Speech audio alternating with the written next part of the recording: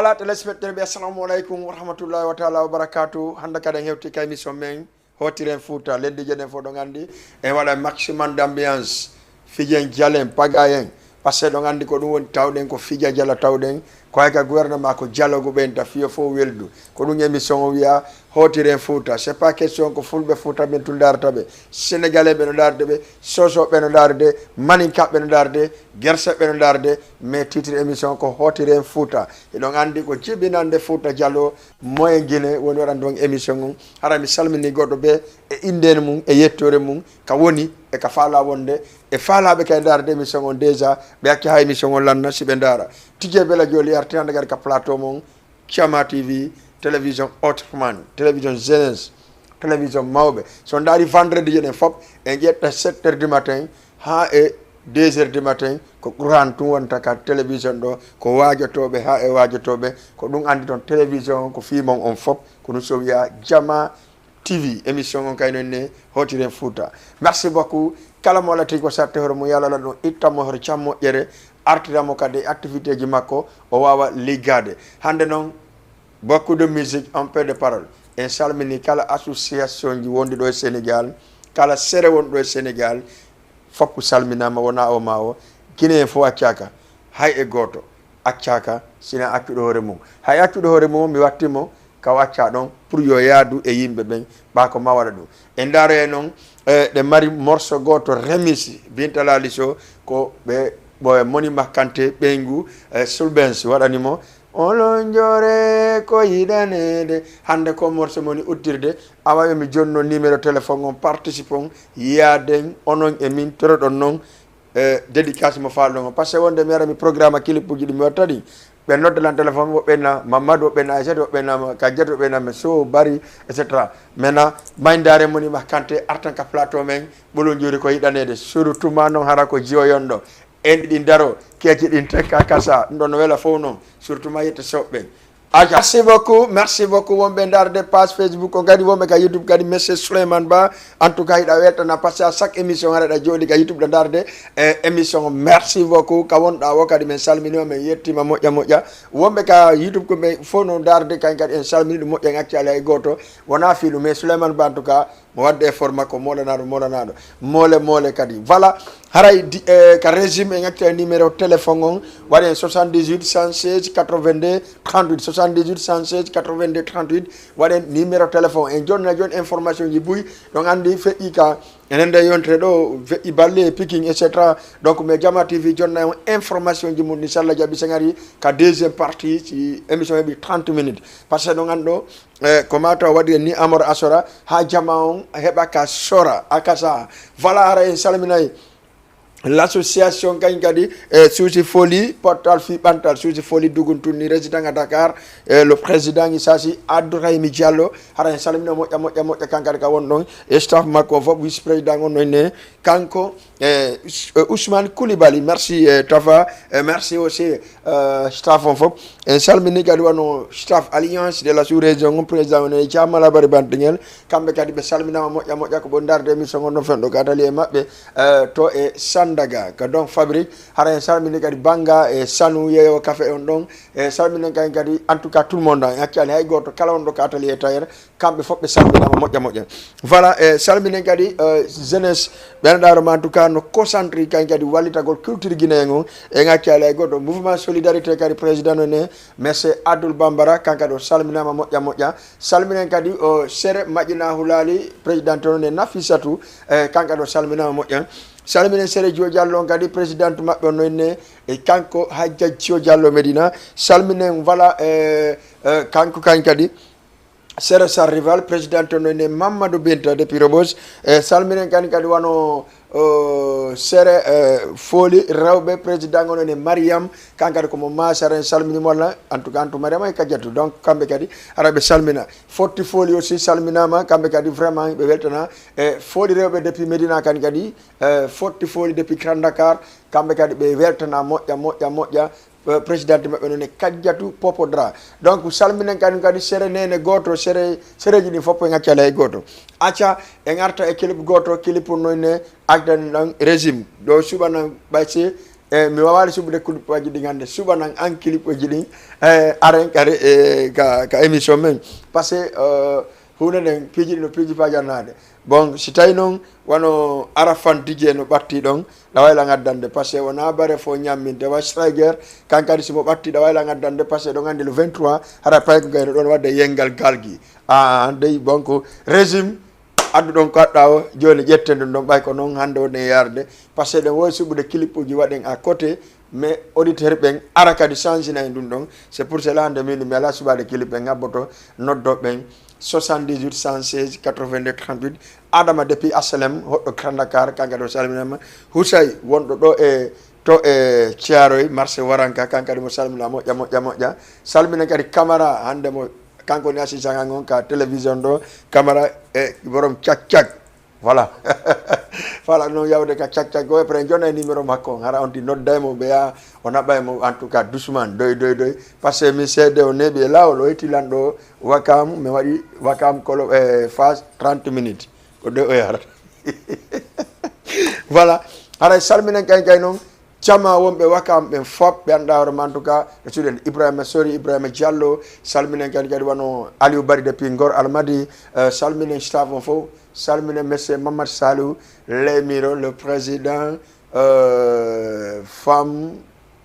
guinéen d'origine sénégalais voilà haray kankadi o salminama moƴƴa moƴƴa jamma o wino yaɓe beaucoup de problème entourant e mamadou saliou c'est tout réglé y a pas problème maintenant y en a pas problème ala tout est réglé. Tout est réglé, mes amis. Tout est réglé, yo communauté guinéenne. Tout est réglé, yo wonnoɓe wadde nataɗa yaltaɗa iwaɗa yaha wowlaɗa iwaɗa yaha wowlaɗa tout est réglé, c'est fini. Il y a rien entre nous maintenant. Sina jang et salam et gollidugol, surtout et gollidugol. Acca, yetten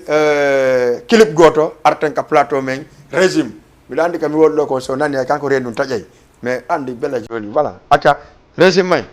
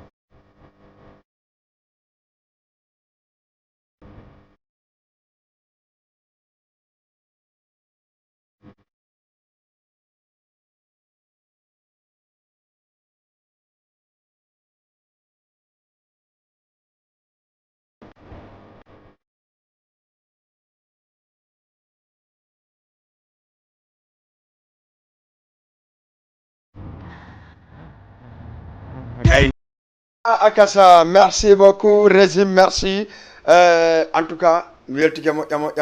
ya passé au son Ousmane Paikundo, ko son mandar mawul ko Ousmane Mokoba na Ousmane Paikun. En tout cas, fitri mon no laba no foti. Ak Ibro Nyame, Ousmane Paikun, mi yida.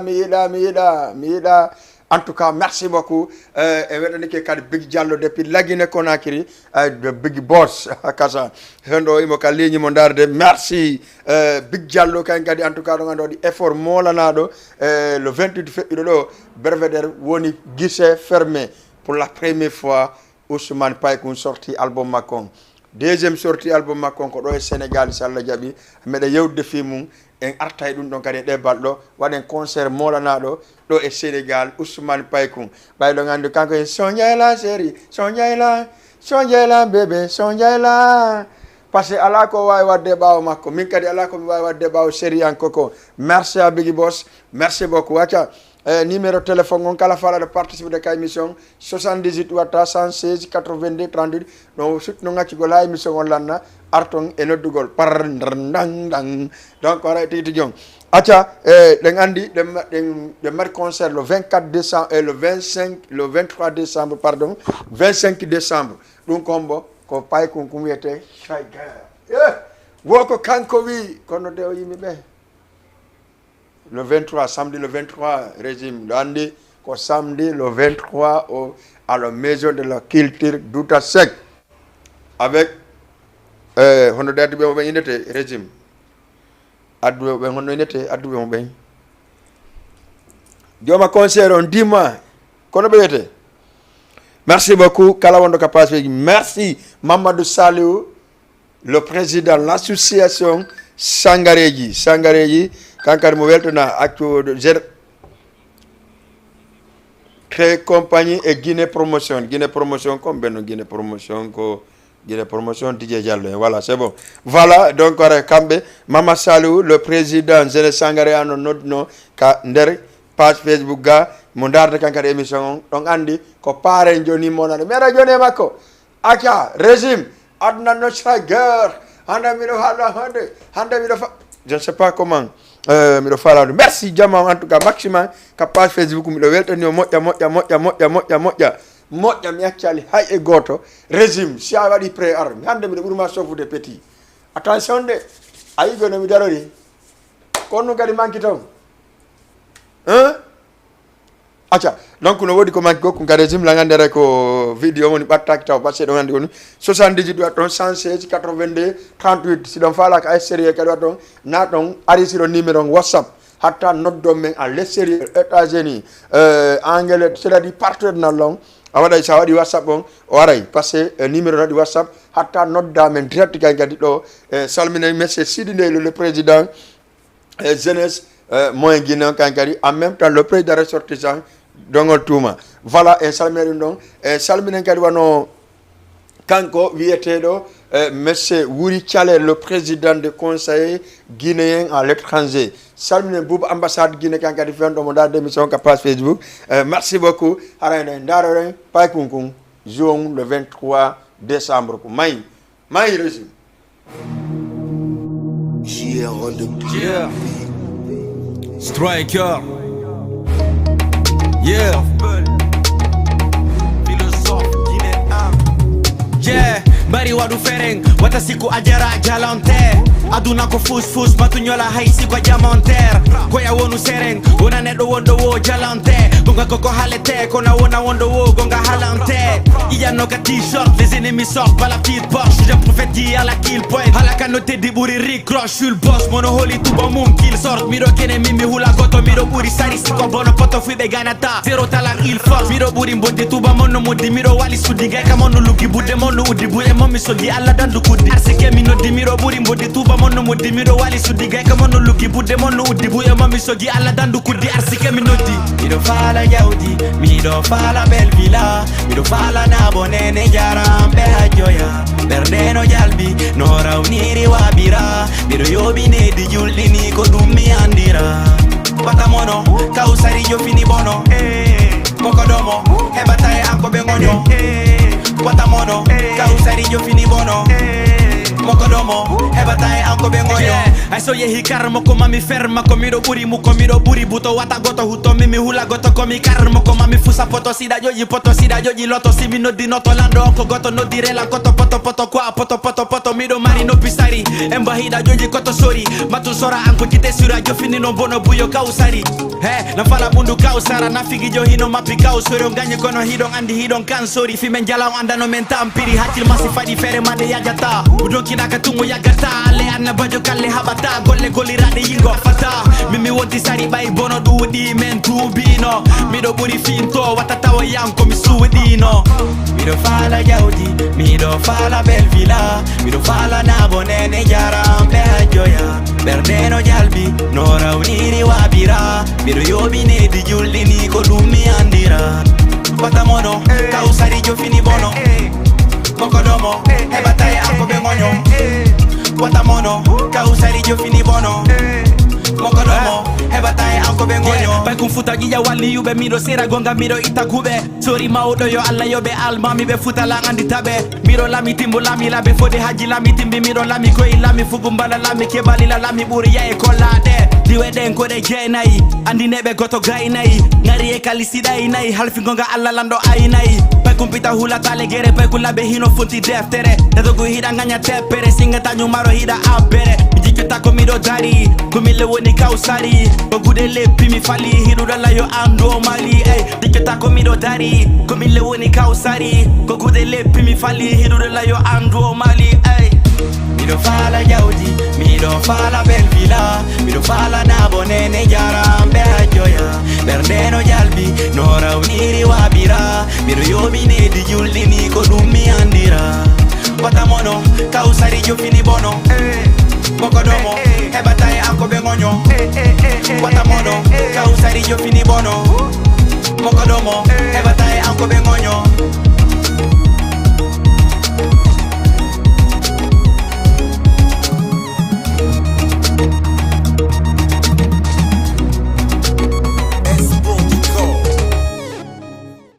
Pay Kunkuno guerre, donc haray ko tigi tigi on le 23 décembre ici même au Sénégal, voilà Dakar Ndiaye, nous non comptons wanata maison de la culture Douta Sec et Medina rue 25 en face école Médine. Donc andi école Médine e mun ko ni woni ko miron ko goto kala fala do yawde non kadi donc andi be joni no numéro téléphone ji sala jabe ngata publicité on joni ale sen arti don lere men de yoni nebata arten ka publicité ji won e wattedi donc andi de do balle forte dogude affaire politique donc andi enen ko un polyvalent voilà Jama TV kam yo aray ko wonto aray donc andi Elhadji Mamadou Salif Sow le président PEPS ensemble pour le Sénégal kanko wonno ko not Jama on e de balle lycée Kennedy do samedi febbudo ko don concert on kadi wadata e samedi le 2 décembre en famille donc hande kadi alawi do anda lycée Kennedy parce que salon heewi tew salon jetta 500 1550 personnes salon ko climatisé son et lumière mi asirani on si Allah jabi le 2 décembre inshallah onon e kajjatu leluma et fils de Marga Petit DJ et Mabintou Camara donc andi min toujours mi sélectionné artiste be benda molanabe mole ara journal ko anniversaire non émission mon dawrama waday do moyne ndaru yida émission non ndaru yida tous les jeudis ko dum o watta et même temps émission la bay poy émission hotine fouta haray animé par DJ Bella Joli paykum monkun iddo mongon kotraw mongon wobbe mon ko du wadi stay de wada chaque année en wada fête goto pour andugol esse ko honto communauté on woni wonani en parce que me yata men toroyo on ka ciudi mo me yata men vraiment okkore men kam on kono so me wadi anniversaire on ara soutenons kan gadi à 100%. Merci Mr Alpha depuis Koloban ange benguma mi salmi dum ka lamjo fo voilà haray mi arta ko mi futno wolde ko hidon andi hide marno activité politique samedi dimanche samedi do arano do ande yawno kablada do jallo kalen 10 millions francs CFA donc 10 millions non si sedana ma nder ittande ma Dakar Plateau ha memo e barñi jamñaajo yon andu mo kala ko hebata ko haray ko Allah wa ko barwi e ko bismillah yon andu tun affaire ji din haray ko non wata wonirde donc haray mo kala ko hebi kon ko jeppinir barke dum don hara ndarali goddum go parce que doni aduna jeppina e barka hebuda kon andita sincèrement parler piji ɗin fof kono wata wonirde ara ɓe nodduno séréji ɗin fof ɓe jonniti mbuuɗi mum ɗin partout mo kala hendi ko dowa hendade kon mo kala kadi hendi arkise mum on donc hanki kadi mi yaari noon kadi balliye mi waɗi noon ko petiyero Thiaroye Thiammalal Bari bitta yombon Mama Salou Lemiro Alhaji Siré ko kamɓe woni chargé de mission ji ɗin ko Abdoulaye Daouda Diallo e côté communauté guinéen sénégal o guinéen o 5 chargés de mission ɗen mari toon en tout cas welton dañalaji Mamadou Salou Sow pour la première fois o ƴetti ɓen waɗi chargé de mission o inni wondane min kadi sago a yimɓe am ɓen golleka état golleka gouvernement pour la première fois no wonno jamma ɓe famali mais si Allah jaɓi en adda Elhaji Mamadou Salou Sow ɗo inchallah en émission molnaɗo pulal e français si Allah jaɓi o yewta en pourquoi o osi ƴettugol guinéɓe ɓen naada ka chargé de mission ji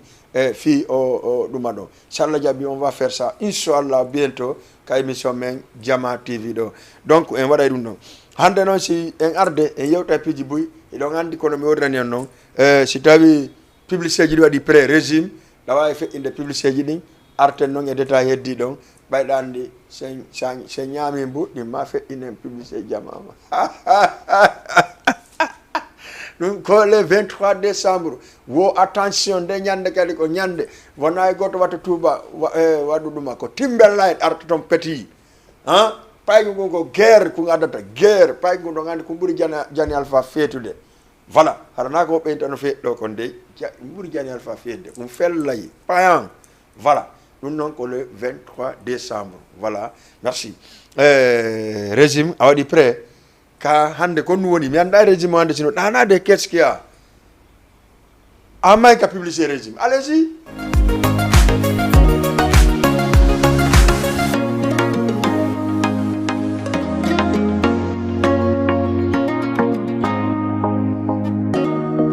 Jama TV avec vous, jour après jour. Yeah, philosophe Peul, philosophe guinéen. Green Company e Guinée Promotion woni ko tatan concert miɗo wuli heɓugol cancer miɗo fima tour rap guinéen wana waɗugol tun concert ko yo caché bin compte bancaire kon no fendi wo samedi 23 décembre wo ko centre culturel Douta Seck artijo renommé international o rappo hakkude leyde kambu pay kunkunnoyɗa o lanci Gambie o lanci la Guinée o lanci Côte d'Ivoire o lanci Bamako ero ɓindi ko hombo woko striker pullon o yimay nanak pulargal la Guinée fof no nodda le 23 décembre centre culturel Douta Seck enigambo wo striker komi pullo pay kotako berne mabbe walotako komi wowli wo nunanayno lang komi mapori wo nunanayno lang Sadio mo ansala nakilang Natu Gongol ko 3000 francs CFA Fiepion ko 5000 francs CFA artiste be Guinée wobe Sénégal me fo nolotta Séré Jiding groupe Jiding enenge striker ora fane hakune Guinée Sénégal rappel me fo nolotta fissa ji waday hey wakala DJ Jo holi do wore mudum rappel be ben yarno to striker silami heba miɗo wakkili mi wedditaki kolla mi akkiri gurnaganda miɗo yondini mi yetta joma salli si noddini miɗo jawa hoore belle helta baɓe fiyo jemma on mi heɓu komi waalo fisi jemmi mi heɓu komi ɗano o haray jaman fof no invite a wokonde tomo woko le 23 décembre ça se passe où woko centre culturel Douta Seck toute la communauté guinéenne kala mo nanda hoorema kala artijo wonɗo e nder Sénégal haray no invite a concert o iɗo wawi noddude o 77 788 55 23 walla au 77 646 40 55 un concert du jamais vu exceptionnel ça se passe où au centre culturel Douta Seck le 23 décembre Jama TV présente deuxième l'anniversaire DJ Bella Joli waɗo e Jama TV woyiɗon andi émission daru yiɗa ko ɗo watta e Jama TV ko wonto waɗande fête molanaɗo samedi le 2 décembre au lycée Kennedy en face monument Colobane wo wonde homɓe l'association pottal fiɓantal suusi fori résident à Dakar président goneni Abdourahim Diallo et artiste homɓe woni wuro lagine ara kadjatu lenuma jonnima ɓernde ande mi warti ɗon muñalle yurmede ka falana o yaade giɗo ay yondiniɗo fils de Marga de Bounaya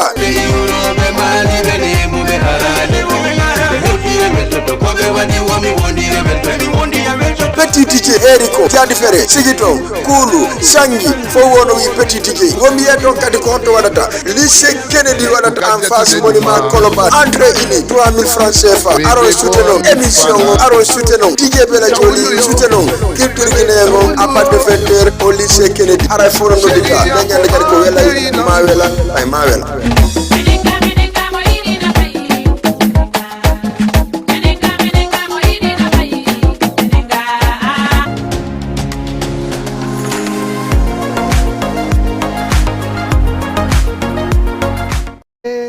Voilà, merci beaucoup Régime, merci Aray kono andir don non donc anno le 2 décembre salla jabi de mari artiste et de mari invité be molanabe et puis be wowla ka film ka audio ka video do kono don ande ka yata ka télé kon e ka yata duma ko na gotu ndey il faut que famen dum don joni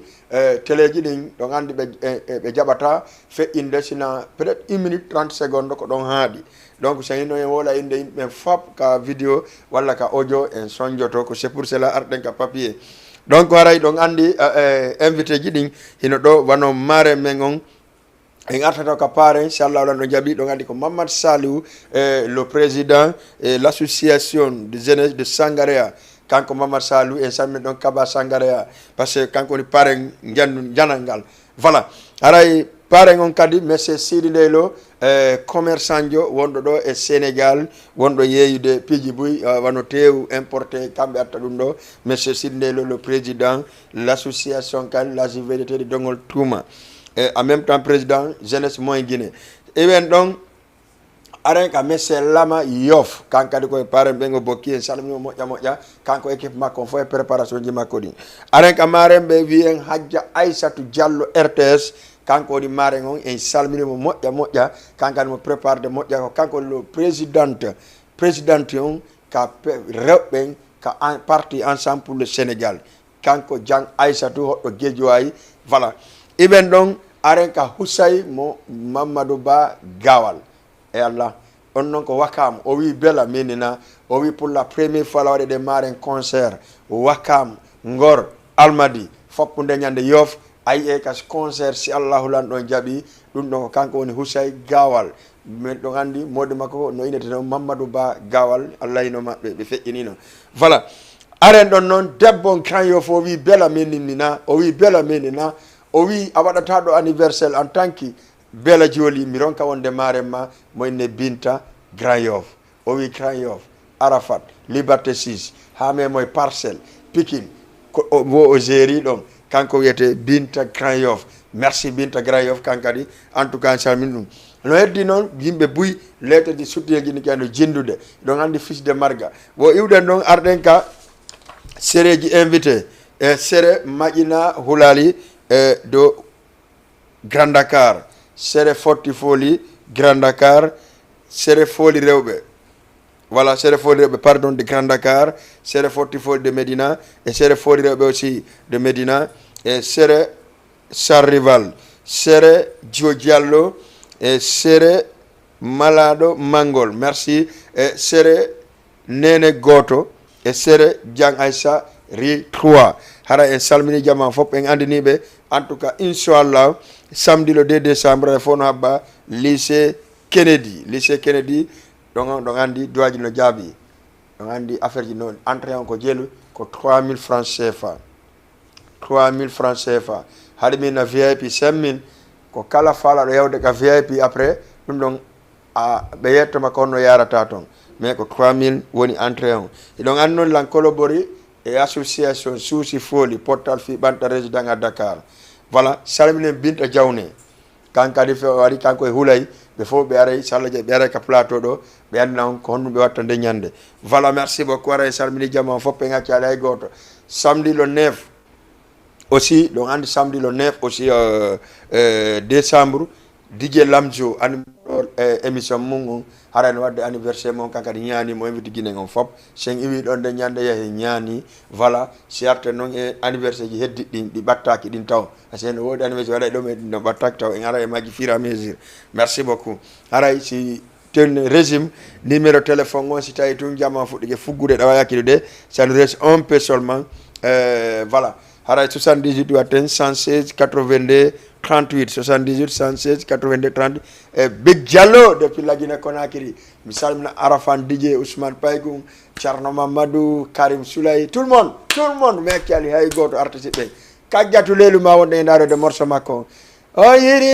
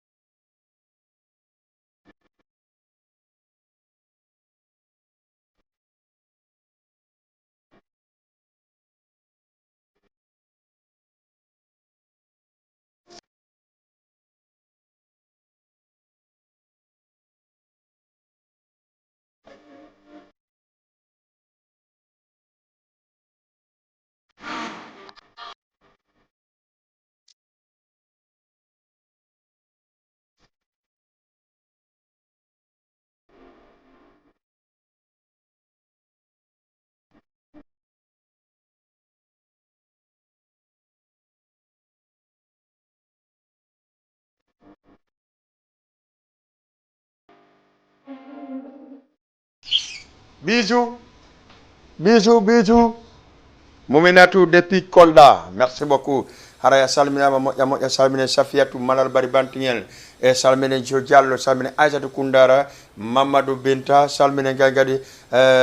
kalamondar mantuga Aïssa depuis la Guinée Conakry o wi DJ Belamido arde anniversaire long ratatala merci Habibatou aussi hodori 15 en tant que Jiwo Diallo kangado salmina moƴƴa Habibatou jiwum kum Firia merci beaucoup e salmina jeunesse Firia on kadi foppe ngati ali hay goto e hay goto kadi accudo hore mum ala c'est minnos gawal sangarea ha me moy longo lafo be mali be fo accaka jeunesse longo lafo ngaccaka ido andi kanko wiete fils de Marga de Bounaya ino tawa e concert on petit DJ kangadi o wi si Allah jabi yof almadi ha me moy leyton fop o adda e concert parce que kankadi o tawama e concert on samedi le 2 décembre 2023 ici même au lycée Kennedy donc Mabindou Camara kadi pour la première fois e mo fuɗɗi yimude si Allahu lanɗon jaɓi kankadi waccata ɓe jama on inna o ala fans donc on andi artiste ɓen ko ɗuma kadiat leylu ma kan o gayni moƴƴintinde Sénégal ko bonannomo kon fo o wi bela menina o wi mi noddiri yimɓe am ɓe foppu goto surtout ma ɓe équipe Santos de Leluma o wi wonɓe Colobane ɓen ɓe fof o tori keɓe ɓe yahu ɓe tawe kanko kadi concert makko on ɓe jaɓɓomo ɓe anda ko kamɓe famille on kamɓe Santos de Leluma ha ko kajjatu Leluma voilà haray ɗum ɗon fof ɗon andi sallah jaaɓi samedi le 2 décembre en arta e mum lendi en arta ɗo e mum yewten fi mum ko honno feƴƴiri mi meɗa le 9 si Allah ɗo no jaaɓi ara kajal Leluma no Gambie ɗon andi so iwi ɗo o yaha Gambie ka G224 général Barry à Kassa. Merci beaucoup. Haray donc tigi tigi on émission men on nebata lanna parce que en tout cas iɗo andi doaji no jaabi ko 1 heure temps mi yetti non ko beaucoup un peu de parole beaucoup de musique